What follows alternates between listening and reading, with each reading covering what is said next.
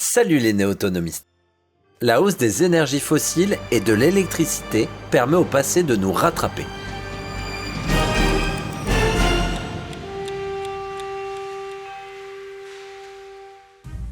Au cœur de la Drôme des collines se situe la carrière de terre blanche de Larnage. C'est une argile reconnue depuis l'Antiquité pour ses propriétés réfractaires. Depuis 1840, une entreprise fabrique des fours à bois culinaires 100% avec cette terre. Essentielle pour les autonomistes, une chauffe permet de réaliser différentes cuissons entre la chauffe, la cuisson à la flamme et sans flamme en profitant de la masse thermique du four. Je me suis rendu à Tain-l'Hermitage afin de comprendre le procédé de création ainsi que l'utilisation de leur four. Ce reportage vous est présenté tout de suite sur l'Archipel.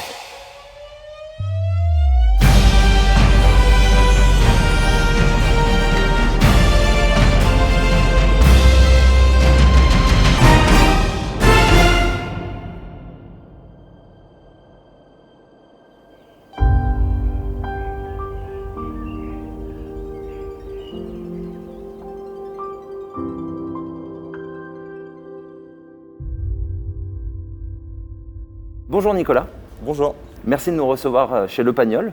bienvenue. Est-ce que tu peux te présenter et nous présenter un petit peu comment ça fonctionne ici chez Le Pagnol? Alors je m'appelle Nicolas, hein, tu m'as présenté. J'ai la chance d'être la 7e génération de dirigeants de cette belle entreprise que tu visites aujourd'hui, qui a une particularité, c'est ce que tu as pu voir hier matin à la carrière, c'est de transformer un matériau qui est la terre blanche, qui est une argile réfractaire. Et depuis 1840, on vient transformer ce matériau, notamment dans des outils assez intéressants que sont les fours à bois. Alors, dis-moi, comment ça se fait, parce qu'il y a quand même pas mal de carrières en France, comment ça se fait que vous êtes vraiment spécialisé dans les fours avec cette argile? Alors la chance qu'on a, c'est que cette argile, depuis très longtemps, on a su reconnaître ses propriétés réfractaires, qui veut dire que ses propriétés à avoir une capacité à résister à la température et donc de pouvoir en faire des terres cuites qui résistent au feu. Voilà. Donc ça, on l'a découvert il y a très longtemps, on parle de l'Antiquité. Et donc on a été assez malin à l'époque de transformer ce matériau en un outil, des outils qui pouvaient résister au feu, voilà, tout simplement. D'où le four à bois, qui était l'outil principal de cuisson dans ces moments-là. Voilà. Là, je vois que vous avez plusieurs modèles, je pense qu'il y a eu des évolutions. Ça s'adresse à qui à la base ces fours à bois? C'est pour les professionnels ou les particuliers? Ça s'adresse à tout le monde. Il faut vraiment comprendre que le four à bois, c'est un outil de cuisson complet. On fait tout dedans. Donc ça s'adresse évidemment aux professionnels de la boulangerie, parce que c'était l'outil principal du boulanger il n'y a pas si longtemps, et ça le redeviendra sûrement. Ça s'adresse évidemment à ceux qui travaillent dans la restauration, parce qu'un outil de cuisson comme celui-là, on peut faire plein de choses avec. Et puis ça s'adresse à la famille, parce que le four à bois, et notamment dans des dimensions un peu plus contenues, c'est un super outil de convivialité en famille. Voilà. Tu disais, on va y revenir, quand tu disais sur le bois. Je pense que vous avez besoin d'utiliser beaucoup d'énergie. Depuis l'évolution, vous avez dû quand même traverser certaines crises énergétiques. Est-ce que vous voyez sur l'avenir pour savoir un petit peu comment vous organiser sur la crise énergétique? Est-ce que vous avez déjà des solutions? Comment on s'y prend pour déjà durer aussi longtemps et pour prévoir ce genre de choses qui pourraient arriver? Comment on s'y prend? On s'y prend assez simplement dans le sens où le modèle d'entreprise et le modèle de fabrication que tu vois là, ce modèle-là, c'est globalement le même depuis 140 ans. Et ce modèle, il a de bonnes vertus. La première des vertus, c'est que la carrière dans laquelle on vient extraire ce matériau, elle est à moins de 5 km à vol d'oiseau de l'usine. Voilà. Ce matériau qu'on vient transformer dans cette usine, on le maîtrise. On en a l'exploitation de la carrière, la propriété de la carrière, et on l'utilise exclusivement pour nos applications. Donc déjà, on se libère d'une certaine forme de dépendance qu'on pourrait avoir à des fournisseurs de matériaux. On a, du coup, de par la proximité aussi, une facilité à travailler ce matériau.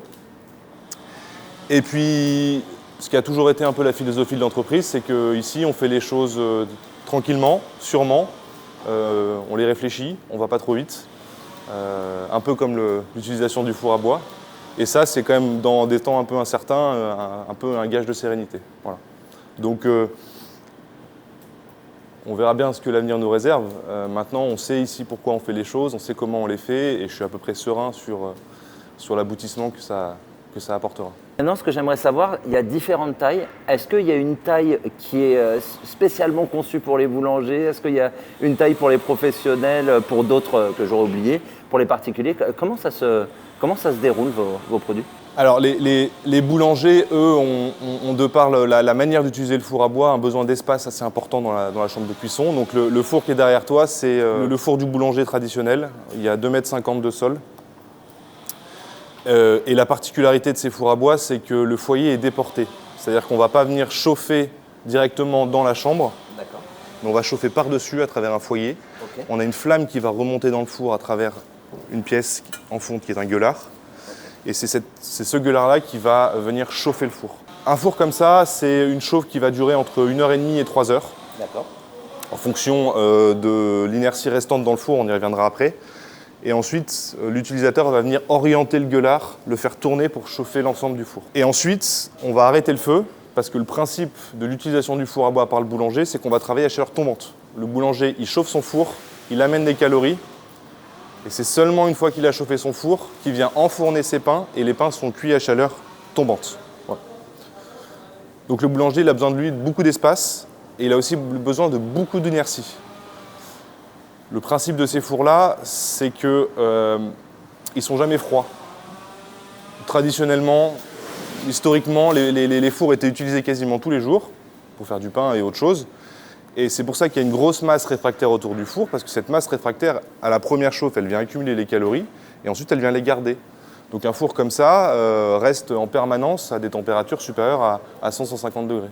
Ouais. Et là, pour ce genre de four, tu as une idée de combien de terre de chez vous on a besoin pour une masse comme ça? Pour avoir une idée, parce que j'ai vraiment pas le... Ah là, on est à on est entre 15 et 20 tonnes. On est vraiment sur le... Voilà. Je comprends l'inertie. Voilà, Là, on est vraiment sur une grosse inertie. Alors il y a la partie céramique que tu vois, qui est le dôme, la forme du dôme qui est que tu peux voir ici sur un four à nu. Et ensuite par-dessus, donc vraiment la partie céramique. Et ensuite par-dessus, mes spécificités du four de boulangerie, on vient y mettre un sable réfractaire, une chamotte. Et chez nous, la chamotte, c'est quand même assez pratique, c'est nos déchets de cuisson. Une pièce qui n'est pas bonne en cuisson, qui a mal cuit, qui a un défaut, on la réduit en sable et on la transforme en chamotte. Et c'est cette chamotte qui vient être mise au-dessus des fours. Nicolas, on fait un petit tour pour voir à quoi ça ressemble. On est sur combien de mètres carrés ou d'hectares là sur... Là, on est sur 7000 mètres carrés, dont 5000 sous les toits. Il faut avoir en tête que cette usine, elle est là depuis 1890. L'activité en elle-même, c'est 1840. En fait, en 1840, on commence à comprendre et à industrialiser la production de terre cuite. Et donc, on a cette carrière à Larnage. Il va y avoir plusieurs petites activités qui vont démarrer autour de la transformation de ce matériau de la terre blanche de Larnage. Et puis en 1890, ça va un peu plus se centraliser. Et un certain monsieur Terrassier va construire cette usine en plein milieu de temps. Voilà. D'accord. Et alors elle est placée, d'après ce que j'ai compris, entre le Rhône et la gare. Et je pense que stratégiquement, il y avait une idée. Exactement. La voie ferrée passe juste derrière l'usine. Donc même à l'époque, on avait des quais directement sur la voie ferrée. Et on a le Rhône qui est pas loin, puisqu'on va utiliser de l'eau dans la production de nos terres cuites. C'est assez pratique. On parlait tout à l'heure de la vision d'avenir. Ça peut quand même permettre, si un jour il faut se déplacer en fluvial ou par le fret. Oui. Il y a moyen de reprendre on tout est, ça. On est évidemment sur un axe nord-sud des vallées du Rhône qui est assez intéressant, tout à fait. Vous êtes bien placé. Combien vous sortez de fours par an? Pour avoir une idée. On en fabrique entre 800 et 1000. Et ça, c'était comme ça déjà il y a une centaine d'années? Non, l'histoire du four à bois, de manière générale et pour l'entreprise, a pas mal évolué. Le four à bois, c'était un outil très important pour les Français et notamment pour les boulangers français. Ça va le redevenir, je pense. Et au moment de l'après-guerre, les 30 Glorieuses, l'arrivée de pas mal d'évolutions et notamment l'arrivée des fours électriques dans les boulangeries. À peu près une 15-20 ans, le four à bois va totalement disparaître du boulanger. Ouais. Ah oui, ça a vraiment été... Tout à fait. Le remplaçant. Donc à ce moment-là, l'entreprise faisait des fours à bois, mais faisait aussi des briques réfractaires. Et l'activité s'est un peu plus concentrée sur la partie briques parce que le four à bois existait toujours, mais en moins grande quantité. Et est-ce que maintenant, parce que c'est quand même, ce serait drôle que l'histoire nous rattrape, Ouais. est-ce que maintenant, avec ce qu'ils annoncent sur le prix de l'électricité, vous commencez à avoir des boulangers qui vous relancent? Ah oui, Oui, tout à fait. C'est énorme. Tout à fait. De toute façon, avant même cette question énergétique, la question du pourquoi du four à bois et de pourquoi son utilisation pour un boulanger était sur la table. Et aujourd'hui, avec des questions énergétiques, quand on voit le coût de l'énergie, le coût de l'électricité et la contrainte que ça peut avoir pour un boulanger conventionnel, versus l'utilisation d'un four à bois et sa consommation en bois qui est relativement faible en termes de quantité et en termes économiques aussi, ça a un vrai sens. Oui. Tu vois, c'est drôle parce que je parlais récemment avec quelqu'un qui était dans la construction Ouais. et qui me disait qu'on va revenir sur des techniques de construction Oui. anciennes parce que ça coûte trop cher maintenant les produits industrialisés parce qu'ils doivent le répercuter. Et ce que tu me dis, ça correspond. Ah, totalement. Et puis un four à bois utilisé normalement, c'est un produit éternel. Le boulanger, s'il utilise bien son four, qu'il l'a bien monté, il va garder son four toute sa carrière finalement. Il n'y a pas trop de frottement. Il y a certaines pièces d'usure, on va changer quelques pièces, mais 90% du four, lui, ne va pas bouger. Sauf la sole, je présume. Voilà, exactement. Et encore, il y a certains fours, il y a des sols qui sont pas changés, elles vont très bien. Voilà. Donc il y a vraiment une notion de durabilité sur le produit en lui-même. Et puis énergétiquement, oui, on utilise du bois. On a cette particularité qu'on a une combustion quasi parfaite dans un four à bois. On atteint des températures qui fait que le bois, c'est comme un poêle de masse. Donc on tire 100% de l'énergie du bois. Donc oui, ça a du sens. Avant de continuer la visite avec Nicolas, il est l'heure de retrouver Sébastien pour nous apprendre à utiliser le four à bois. Sébastien, tu es, alors je ne sais pas si on peut dire l'expert, mais en tout cas tu es l'image Le Pagnol. J'ai vu quelques-unes des vidéos sur votre chaîne YouTube. Est-ce que tu peux nous expliquer comment ça fonctionne d'utiliser un four à bois et quelles sont les étapes? Alors tout d'abord, va falloir chauffer le four. Donc on va disposer des bûches à l'entrée du four, sur le devant. L'important, c'est d'alimenter donc le feu en oxygène. Sinon, le feu s'étouffe et ça ne fonctionne pas. Donc on va monter des petites rangées de bûches en inversé, c'est-à-dire qu'on en met une perpendiculaire à l'autre. Ok. Ensuite, on continue sur 2-3 étages en fonction de la taille des bois. Voilà. Et un petit dernier. Donc voilà, on n'a pas besoin d'en mettre plus. On va disposer des allumes-feu. Alors ça, on utilise nous des allumes-feu naturels. Donc on essaie de proscrire tout ce qui est à base de cire ou des choses comme ça. Là, c'est vraiment une compression de copeaux de bois tout simple. Hein. Donc on allume. Tout simplement. Ensuite, on va le disposer sur le dessus.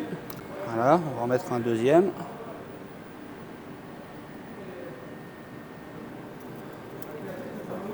Donc, tu vois, c'est drôle, je l'aurais mis dessous moi par défaut.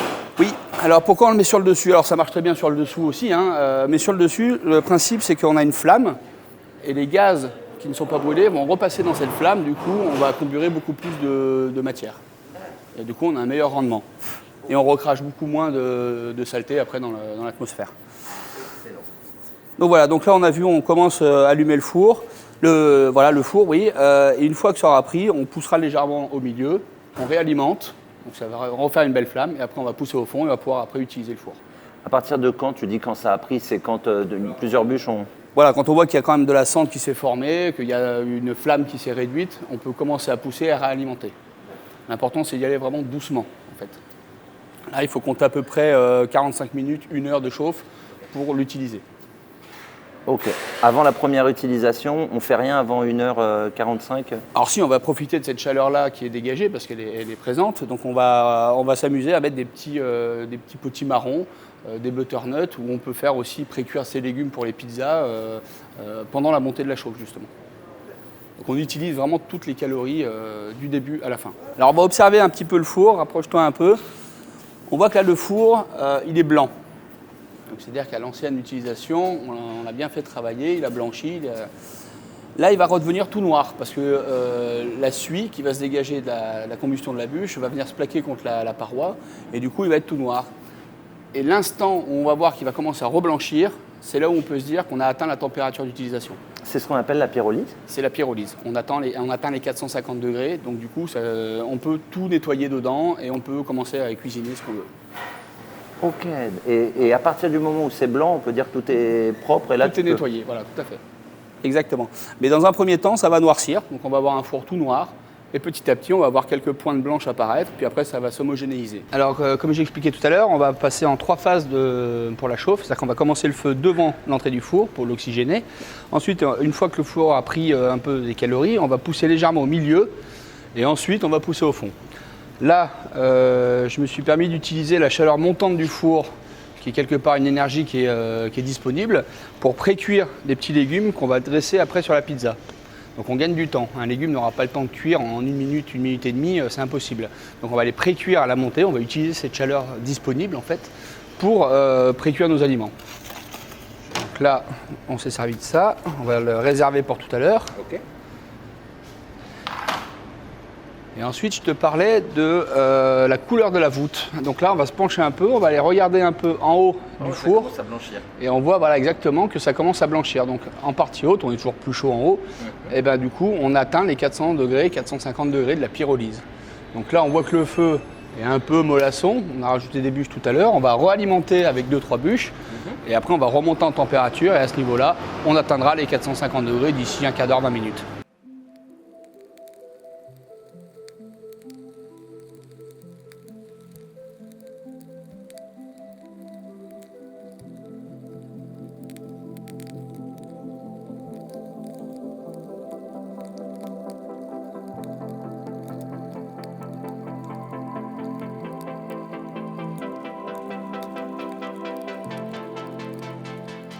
Sébastien, ça fait combien de temps qu'on a lancé le four là à peu près? Là, ça fait à peu près 3/4 d'heure, 1 heure qu'on a lancé le four. On voit bien que la pierre a complètement pyrolysé. La céramique à l'intérieur est devenue toute blanche. Donc on a atteint les 450 degrés. Les petits légumes qu'on a mis à la cuisson juste pendant la chauffe, pendant la montée en température, là c'est cuit, ils sont bien confits, on le voit bien là. Juste au visuel, on sent que c'est prêt. Au goût, ça l'est aussi. Donc on va enlever ça, on va remettre 2-3 bûches et puis on va commencer à faire les pizzas. En parlant de bûches, j'ai pas regardé en quantité. Oui. Là, on en est à peu près à combien? Alors là, pour la chauffe, on va parler plutôt de quantité visuelle, c'est-à-dire qu'on a passé un panier qui correspond à peu près à 3-4 kilos. Ok. Ensuite, on a gardé un petit panier, pareil, de 2-3 kilos pour alimenter le feu parce que la pizza se cuit à la flamme. Donc en gros, pour une chauffe et une utilisation pour les pizzas, on est entre 7 et 8 kilos à peu près. Et pour avoir à peu près 48 heures Pour avoir une utilisation pendant 48 heures. C'est-à-dire qu'après, on va travailler sur la capacité du four à emmagasiner des calories et à la restituer dans le temps pour la cuisson douce. Moi, j'ai une petite question, c'est quoi comme bois que tu utilises? Alors nous, on utilise du bois d'acacia parce que c'est le bois qu'on utilise, qui pousse à la carrière naturellement. Et quand on fait des coupes, on utilise la ressource locale. Ok. Et moi, les clients, je leur dis souvent, utilisez le bois local. Alors c'est sûr, il faut éviter de mettre tout ce qui est acacia, pin ou épicéa. Les résineux, en fait, voilà, parce que on dit que ça encrasse les conduits. Après, si on fait un nettoyage régulier 1 ou 2 fois par an, le conduit est ramoné, on a le certificat du ramoneur, on peut utiliser le bois qu'on veut. L'important, c'est de travailler sur du local, parce qu'on ne va pas faire venir un bois de l'autre bout de la France, contresens complet, voilà. Un petit bois exotique dans Alors, le bois. voilà, le tech, ça, c'est pas forcément bon non plus. L'important, c'est qu'un bois ait moins de 20% d'humidité. Parce que ça veut dire qu'il va brûler plus facilement quand il sera sec et il va développer ses calories à ce moment-là.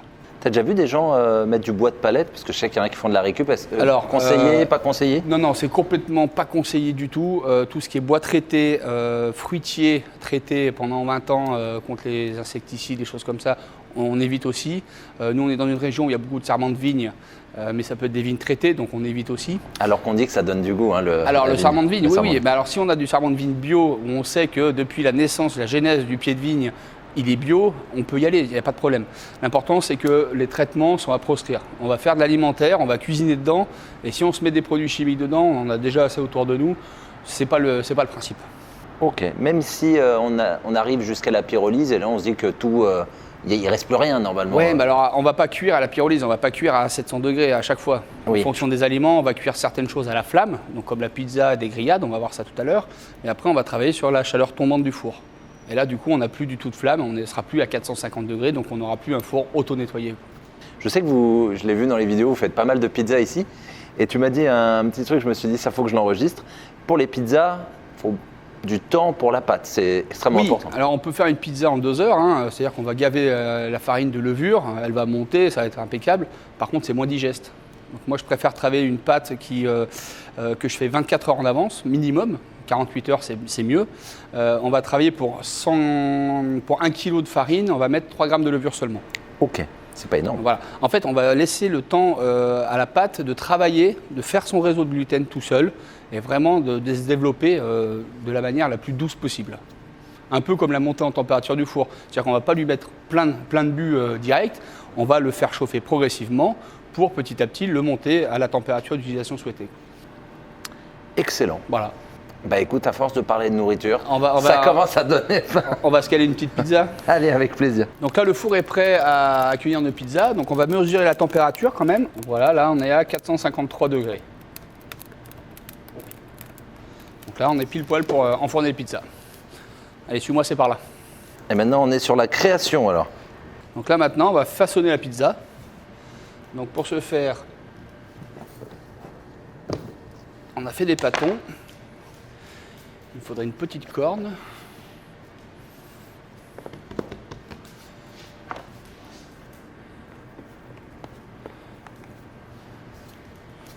Donc ça, c'est des pâtons qui ont 24 heures de fermentation, comme on l'expliquait tout à l'heure. Hein, c'est important de prendre le temps à la pâte de travailler. Pour des raisons de goût, j'étale à la main. Pourquoi on étale à la main et pas au rouleau? C'est qu'on va éviter de casser le réseau de gluten qu'on a mis donc, du temps à faire. Quand la pâte se fabrique, elle crée son propre réseau de gluten. Donc du coup, si on le passe au rouleau, on va écraser ce réseau et la pâte, elle sera fine à la cuisson, elle va rester fine à la cuisson. Là, on va avoir quelque chose d'aéré et de croustillant à l'extérieur. Comment on obtient, alors ça va peut-être être bête, les bordures? C'est le fait juste trottoir d'appuyer plus. Ouais, les trottoirs. Alors le trottoir, ça va être simple, c'est-à-dire qu'on ne va pas mettre de la garniture à 1 cm au bord de la pizza, tout simplement. Ok.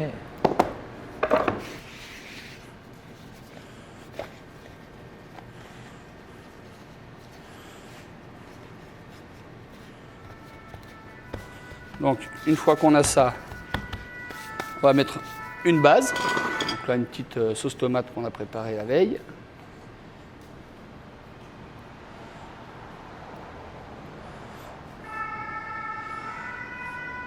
Et ici, on va faire attention, donc tout au bord, de laisser 1 cm pour le trottoir. Parce que c'est important de pouvoir laisser le trottoir sur l'assiette, pour ceux qui ne le mangent pas. La sauce tomate, tu l'as réalisée toi-même, elle me paraît pas, tu sais, des fois... Alors, il y a des sauces tomates qu'on peut acheter, il y a des sauces tomates qu'on peut faire soi-même. Moi, j'ai eu l'occasion d'avoir un petit potager avec plein de tomates cette année, donc on en profite. Génial. Ensuite, on va mettre la mozza.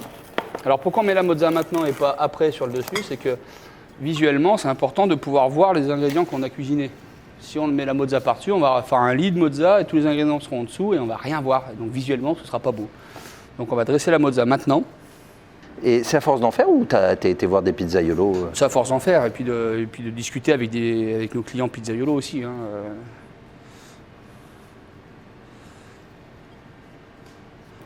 On parlait de la quantité. Moi, quand j'avais essayé une pizza, j'ai trop mis de garniture. L'important, c'est de ne pas mettre trop de garniture. Si on a 4 cm d'épais, déjà, ça ne rentre pas dans la bouche. Et puis après, on n'a plus de goût. C'est-à-dire qu'on mélange tout plein de saveurs, ça n'a pas d'intérêt. L'important, c'est de mettre 3-4 ingrédients. Et puis après, on en fait une deuxième si on a encore faim. Voilà, des petits oignons. Qui vont, à mon avis, bien rendre et bien croustiller. Du coup, le jambon. Pareil, moi, le jambon, j'aime bien le faire couper très finement par le boucher. Qu'on ait limite une chiffonnade, c'est beaucoup plus agréable au goût.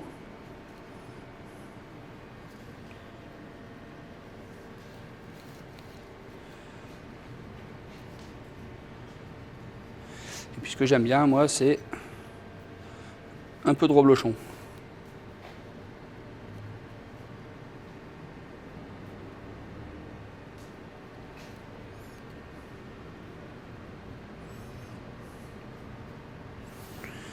ingrédient essentiel pour la fin, de l'origan. Et là, on est prêt à enfourner. Petit conseil, avant d'enfourner, on vérifie donc que la pâte, elle ne colle pas à la planche, parce que sinon ça finit en calzone. Donc là, on fait des petits gestes comme ça, on voit que ça bouge, on peut aller au four. Donc là, j'enfourne.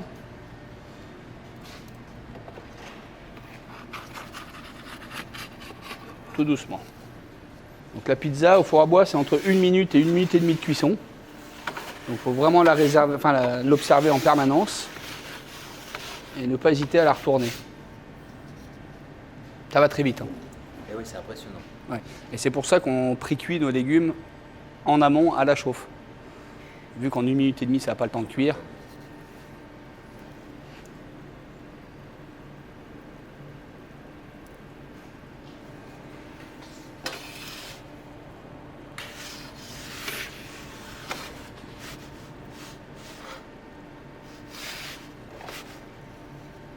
Encore un petit peu.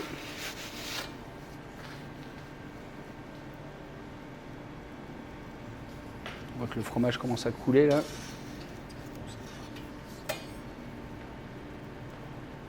Impressionnant la vitesse.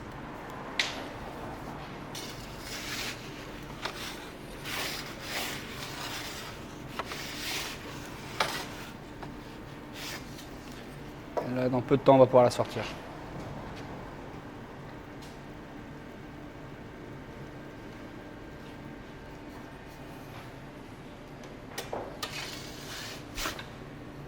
Il y a certains pizzaiolos qui font ça aussi. Qui lèvent la pizza. Pour que ça aille plus vite. En fait, ça permet de griller, vraiment donner un petit snack sur le dessus. Et voilà le résultat.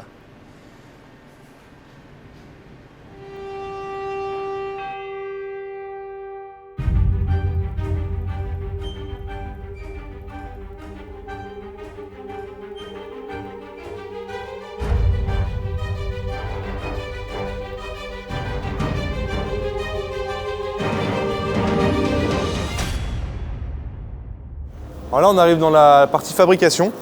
Tu as vu d'où venait le matériau, comment il était extrait. Le matériau, il va descendre à l'usine et ensuite on va le mettre en forme pour former, donner une forme à nos pièces par une étape de fabrication. Voilà. Et là, on fabrique quoi aujourd'hui? Alors là, aujourd'hui, on est sur ce qu'on appelle la dalle boulangère, qui est la dalle de sol de nos fours à bois. Donc c'est une dalle de 33 par 33 cm avec 6 cm d'épaisseur. Donc là, on va venir mettre en forme nos produits. Quand on fabrique de la céramique à partir de terre, il y a 2 procédés majeurs qui sont utilisés. Le premier, c'est ce qu'on va appeler la voie humide, c'est ce qu'on fait, je vais y revenir. Et le deuxième, c'est la voie sèche, c'est-à-dire qu'on vient prendre la terre, on vient la concasser très finement, et on vient la mettre en forme en la pressant dans des moules. Voilà. Et ça, on ne le fait pas chez nous. Historiquement, l'entreprise a toujours fonctionné comme ça, par voie humide. Ça vient apporter certaines caractéristiques à nos matériaux, notamment sur ces questions d'inertie. On vient amener la terre dans une pâtière, on la mélange avec de l'eau. On va amalgamer tout ça. Et ensuite, cette machine, elle fait le vide et elle vient comprimer la matière. Voilà. C'est une boue. On vient fabriquer une boue avec de la terre et de l'eau. On la comprime, on élimine toutes les bulles d'air. Et ensuite, on vient l'extruder, la pousser à travers une filière qui va donner 2 dimensions, une forme en 2 dimensions, une coulée continue et un cooper qui va venir terminer et donner la 3e dimension de la pièce. Là, il n'y a plus une seule bulle d'air une fois que ça sort de ça. Là, il n'y a quasiment plus d'air dedans, oui. Ok. Et comment vous faites pour réussir j'ai vu qu'il y avait des formes un petit peu arrondies, tu me parlais de 2D. Comment on arrive après à faire de la 3D?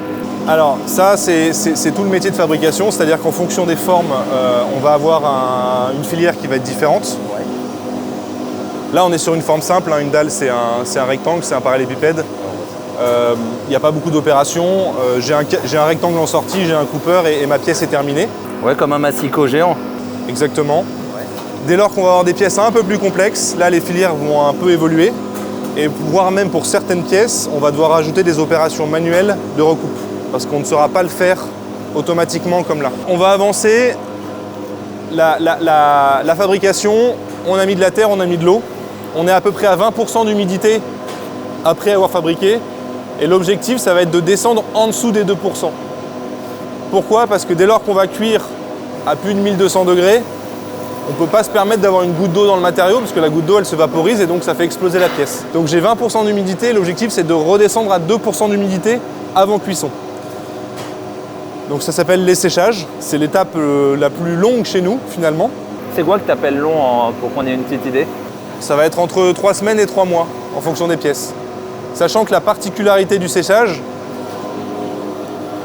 c'est que sur des pièces un peu massives, on ne peut pas le faire trop vite. Parce que si on le fait trop vite, on a la périphérie, la croûte qui va sécher, mais l'humidité qui sera à l'intérieur, elle ne bougera plus. Après fabrication, on va venir exposer nos pièces à des environnements un peu humides, pas trop chauds, pas trop ensoleillés, pour que cette première phase de séchage se fasse. Voilà. Donc c'est pour ça qu'on a énormément besoin d'espace dans l'usine pour faire cette partie séchage du matériau. Voilà. Et alors je vois, c'est drôle, c'est au fond, il n'y a pas de fenêtre, mais c'est des grilles. Exactement, c'est-à-dire que dans un premier temps, on va venir fermer les fenêtres à l'abri de la lumière et du vent pour faire tirer la première étape de séchage, pour faire tirer le matériau. Ça pendant 2-3 semaines, en fonction de la météo aussi de l'époque dans l'année. Et une fois qu'on aura fait cette deuxième phase, progressivement, on va venir ouvrir les grilles pour faire rentrer l'air et pour venir terminer le séchage des matériaux. Voilà. Donc là, on vient faire le parallèle. On a utilisé la terre de la colline, l'eau du Rhône et le vent de la vallée du Rhône parce qu'on est dans une région qui est assez venteuse. Voilà. Et entre vraiment la matière dans la carrière et le client qui viendrait chercher un four, il y a combien de laps de temps avec les séchages, la préparation à peu près? Il peut se passer entre 6 mois et 1 an. Et là, il y a combien de fours à peu près là? Il y a toutes les pièces dans... Non, là on est sur des petits fours, donc plutôt des fours à destination des particuliers. Ouais. Et là-dedans, on a l'équivalent de 200-250 fours. Je comprends mieux pourquoi... c'est vrai que maintenant, quand on parle industrie, 800 à 1000 fours par an, on dit c'est pas énorme par rapport à la taille des locaux et tout. Je comprends mieux. Vous avez, en fait, c'est quasiment un espace de stockage. Oui, il faut avoir en tête qu'on a quasiment dans l'usine à peu près 6 à 9 mois de production en cours. Une fois que la première phase de séchage est terminée, que la matière a tiré, on peut ensuite exposer les produits un peu plus en extérieur pour venir finir de bien sécher le produit avant de le cuire. Là, on arrive où alors? Dans le four? Là, on arrive devant le four de cuisson céramique. C'est un peu la grand-mère de l'usine. Ce four, il date des années 70. Assez traditionnellement, dans les briqueteries, les fours étaient en champ, donc avec une très grande longueur, une entrée, une sortie. Et ce four-là, il a été conçu un peu pour s'adapter à des unités de production un peu plus modestes, un peu plus petites, avec une logique de sol tournante. Ça met combien de temps à faire un tour complet entre 30 et 36 heures en fonction des produits. Voilà. Le principe, c'est que j'ai une zone de chargement-déchargement que tu vois là, qui vient d'être chargée ce matin. Et progressivement, cette zone va rentrer dans le four. On avance d'à peu près 10 cm toutes les 10 minutes, pour faire simple. Je vais progressivement monter en température. Et à l'opposé, j'ai ma zone de cuisson, ma zone de chauffe où là je suis à plus de 1200 degrés. Et c'est à ce moment-là que la céramisation va se passer. Le produit va se transformer en céramique. Et ensuite, à la sortie, tranquillement, il va descendre en température et ressortir du four. C'est génial. En fait, ce que je comprends, c'est que ça commence quand même à chauffer, le fait d'avoir les briques. Ça commence à chauffer vraiment progressivement, tu disais petit à petit. Le principe de céramisation nécessite un temps assez un peu long pour cuire les produits. Le principe de ce four, qui est très intéressant et c'est pour ça qu'on le garde, c'est qu'il fonctionne en continu. Je viens le chauffer une fois pour le démarrer, je le monte à 1200 degrés et ensuite j'entretiens la chaleur. Ça consomme moins que si tu devais. Ça consomme moins d'énergie et en plus la durabilité du four, puisqu'il y a moins de choc thermique pour le four vieillit beaucoup mieux. Nicolas, par rapport aux pièces qu'on a vues au fond, je reconnais aucun élément là dans ce qui est sorti et qui a été cuit. C'était quoi au fond? Ce que tu vois là, c'est une autre application qu'on transforme dans ce qu'on fabrique dans cette usine avec cette terre blanche. toujours dans cette logique d'inertie et de capacité à accumuler la chaleur, ce sont des dalles de radiateurs à inertie sèche. C'est une dalle céramique dans laquelle va être tressée une petite résistance et qui va ensuite permettre de lisser et d'accumuler la chaleur pour la restituer doucement et longuement. Mais ça, c'est pas quelque chose que vous n'êtes pas vous êtes fournisseur. Exactement, on est fournisseur pour un industriel local d'ailleurs qui transforme ça à une vingtaine de kilomètres de l'usine et qui vient mettre en forme ses produits. D'accord, donc il n'y a vraiment pas que des fours en fait dans... L'idée vraiment, c'est d'utiliser les caractéristiques et les avantages de cette matière autour de la capacité à accumuler la chaleur. Et alors une fois que c'est cuit? Une fois que c'est cuit, on a céramisé. Si tu veux, notre matériau, il est composé de 2 éléments principaux. Le kaolin, qui est une argile blanche réfractaire, et le feldspath, qui est un grain, qui est un sable. La proportion, c'est à peu près 50-50 de l'un et de l'autre. Et ce qui va se passer au moment de la céramisation, c'est que le feldspath, le grain, qui est un sable, il va fondre, un peu comme la fabrication du verre.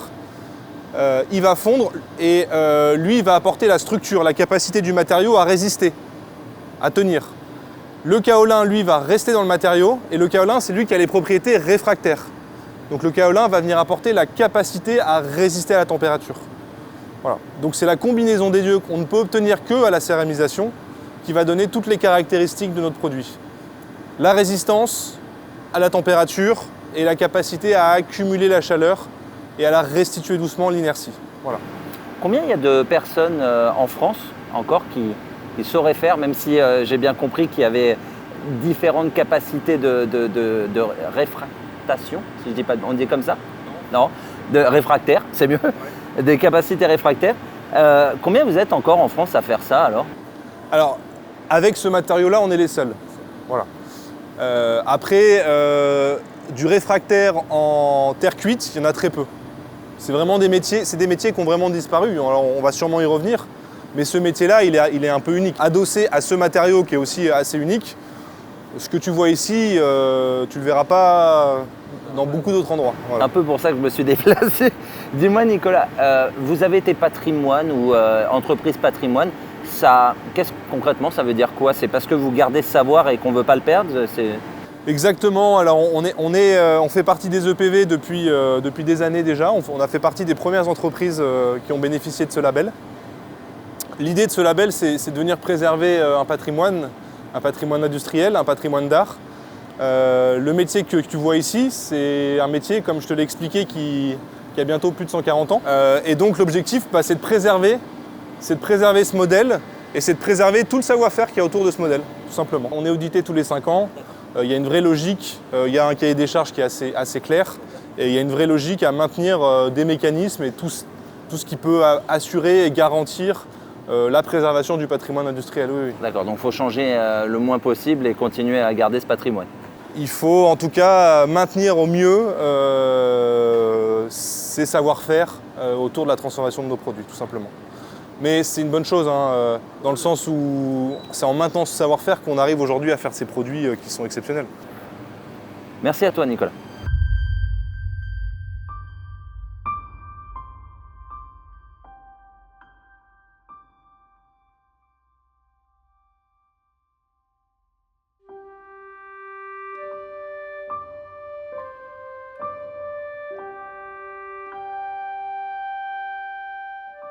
Sébastien, bon la pizza. Petit apéro sympa. Ah punaise, oui. Hein, on va enchaîner là maintenant avec des petits magrets de canard. Donc dans son plus simple appareil, on l'a tailladé le gras. Là on dirait qu'on est à peu près à combien, excuse-moi, en heure de chauffe depuis la première bûche et le premier allumage? En heure de chauffe, on doit être à peu près 2 heures là, avec la chauffe plus la cuisson des pizzas. On est à peu près à 2 heures d'utilisation pour l'instant. Ce qu'on va faire, c'est qu'on va mesurer la sole. On va avoir une petite indication parce que là on va encore une fois cuire à la flamme. Donc l'important c'est qu'on soit assez puissant. Génial. Et tu me disais en off qu'il y avait une vieille technique pour avoir une idée... De la température? Ouais, comme ils faisaient à l'époque. Alors, ils faisaient pas, il n'y a plus de farine. Non mais c'est juste expliquer si t'as... Alors, en fait ils prennent un peu de farine, tout simplement. Et puis après, ils vont la jeter sur la sole. Ouais. Si on voit que la farine elle brûle tout de suite, c'est qu'on est trop chaud. Mais ça, c'est une technique plutôt pour les boulangers, pour savoir quand ils vont enfourner leur pain. D'accord. Là, pour de la pizza ou pour de la grillade comme ça, là, c'est du magret de canard, on va travailler à la flamme. Donc, on va travailler sur 450-500 degrés. Et on veut de la puissance. Là, c'est beaucoup trop chaud.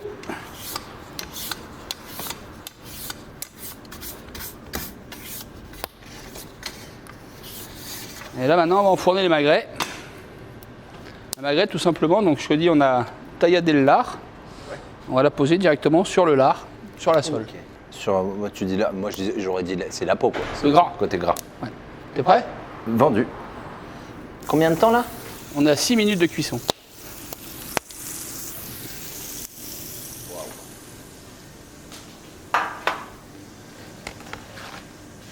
L'avantage qu'on a, c'est que nous, notre matière, elle est 100% naturelle et 100% alimentaire.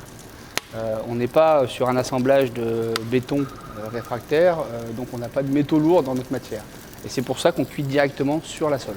Ok, et le gras là, du canard, il va se résorber? Le gras, il va à la pyrolyse, en fait, soit à la prochaine utilisation, soit juste avant, on ramènera les braises. Ouais. Et en fait, on va auto-nettoyer le four, avec le feu, encore une fois. Nous, on n'a pas de manipulation à faire, c'est le feu qui nettoie tout. Bah, écoute, j'ai hâte de voir à la sortie, ça a l'air déjà d'être bien cuit. 6 minutes. Là, on est pas mal, on doit être à 30 secondes là, à peu près. Donc là, les magrets, on peut voir côté peau, ils ont bien grillé. Côté peau, donc ils ont bien grillé. On va les réserver, c'est-à-dire qu'on va les mettre de côté dans l'aluminium pour les laisser tirer. Là, on a mis un gros choc à la viande, c'est-à-dire qu'on l'a saisie sur la très haute température à 400-500 degrés. Donc en gros, on l'a fermée, on l'a vitrifiée. Tous les sucres à l'intérieur sont tendus. Donc là, on va la laisser se détendre tranquillement dans l'aluminium. Et après, tu verras, quelque part, ça finit un peu la cuisson et ça permet d'avoir une cuisson assez rosée aussi. Bah, tu connais, dans le sud-ouest, Oui, mais ça je connaissais pas. tu as ça, déjà ça. eu l'occasion de goûter du canard? Oui, trop souvent. Trop souvent, ouais, tu vas voir, c'est pas le même. Il est meilleur celui du Nord. La petite gig. On va dire ça, ça va créer des commentaires ça. Voilà, donc là, on va réserver 6 minutes. Ok, pas proche du Le temps four. que la viande se détende. Non, parce que là, le magret, il sort déjà de 500 degrés, donc il a déjà la température. On le met dans l'aluminium, ça va garder la température et ça va finir de cuire à l'intérieur et de détendre la viande. C'est-à-dire que tout le jus, tout le sang va se répartir un peu dans la chair. Donc là, je te parlais tout à l'heure de nettoyage de la sole. Donc quand je te dis que le feu nettoie tout, là par exemple, on a les résidus de gras de la cuisson de notre magret, il y a quelques instants.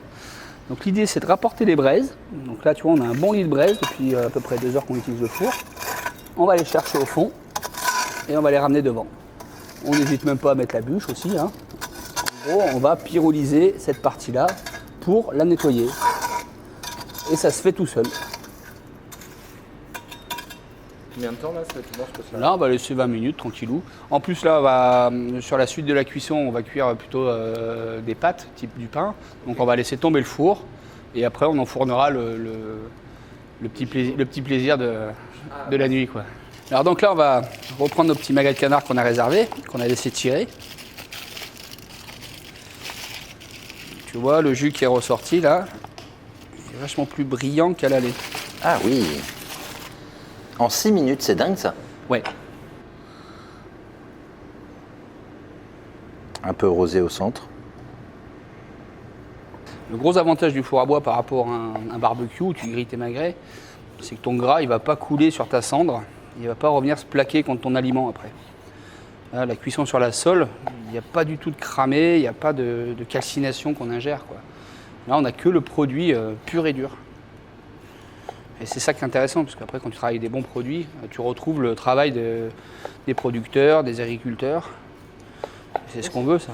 Ce qui est dingue, c'est que, c'est ce que j'ai dit en arrivant, vous êtes vachement ancré dans la gastronomie, alors qu'à la base, c'est plus on construit des fours, mais naturellement, ça vous a rattrapé. On construit des fours pour les boulangers à la base, mais la gastronomie, on se sert de n'importe quel type de cuisson. La cuisson haute température, très haute température, c'est pas dans l'air du temps, c'était plutôt la basse température en ce moment. Mais la cuisson très haute température fait des merveilles, hein. Regarde, viens goûter. C'est vachement tendre. Et tu vois, donc tu as du côté rosé, t'es cuit, mais t'es quand même rosé et un peu saignant. Et le magret de canard, c'est comme ça que ça se mange. Si c'est trop cuit, c'est sec, c'est pas mâchable facilement. Et là, c'est un bonbon. Ouais, très bon. Vraiment très tendre. Mais je pense qu'aussi le canard que vous avez trouvé, ça Alors, c'est pas facile d'en trouver en ce moment. cause de la grippe aviaire. Oui. Mais ceux qu'on trouve, en général, ils sont très bons. Hein. Nous, on a un petit producteur, enfin, un magasin qui vend du produit du Sud-Ouest ici. Ah, Donc, on en profite. c'est dédicace. Non, mais vous l'avez, bravo. Voilà. J'espère que ça vous plaît.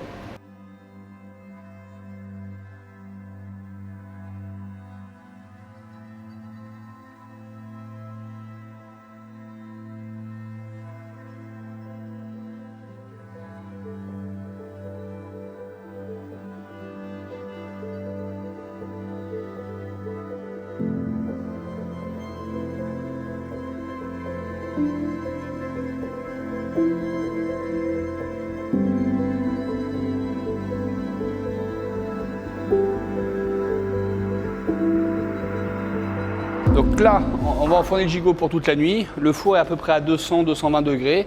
On a une grosse pièce bien froide, donc on va pouvoir l'enfourner. On a pensé à toi avec des petits haricots de Tarbes. Donc on a un four à 220 degrés. On va enfourner devant, puis on va mettre la porte et puis on va laisser cuire toute la nuit. Quand tu dis devant, là, c'est juste pour que les gens aient une idée. Alors c'est sur cette dalle-là, quoi, histoire qu'on puisse après fermer la porte, mais c'est pas au fond du four, mais c'est devant. D'accord.